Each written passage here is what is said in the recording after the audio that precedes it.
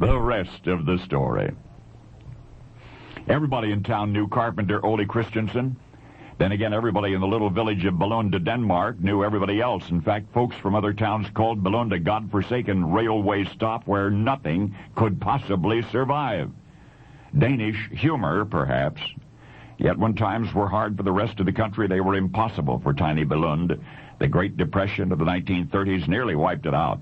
In more prosperous years past, Ole Christiansen's woodworking and carpentry shop had built houses in the summer and furniture for them during the winter, but now, clinging to anything sure and fast in the teeth of this economic hurricane, Ole turned abruptly to manufacturing necessities, stepladders and ironing boards, milking stools, and still his family was starving. 1932, Ole's wife Christine died, leaving the struggling 41-year-old craftsman with 4 young sons and an impressive assortment of debts.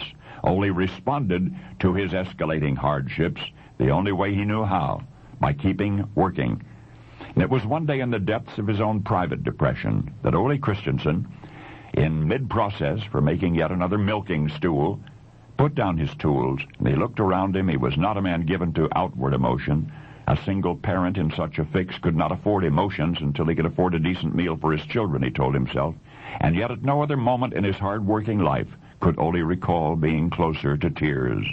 Slowly the carpenter's weary eyes brushed the stark surroundings of his woodworking shop. Everywhere, sawdust, wood scraps, enough to reconstruct an entire tree if only one possessed that knowledge.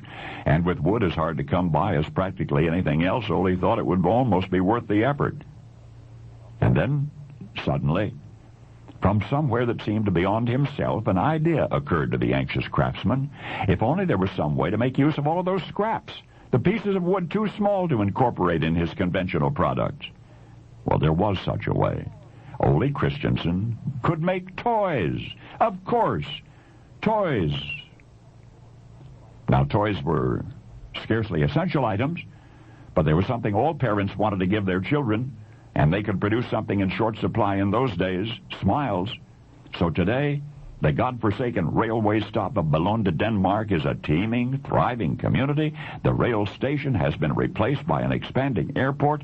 Billund has a new reputation as the parish of Green, the town that toys built.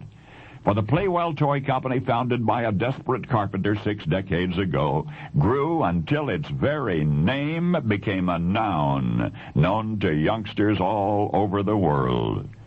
It was Ole Christiansen's son, Gottfried, who later joined his father's business, who created the toy building bricks for which the Playwell Company will forever be famous. And now you know how it all began. In a little Danish woodworking shop in the heart of the Great Depression. A corporate invention born of necessity, named for the Danish words that mean play well. The Danish words for play well are legot. Legot. Of course, you know that toy institution and the fascinating interlocking toy bricks. You know them by the name Lego. Lego. Only now you know the rest of the story.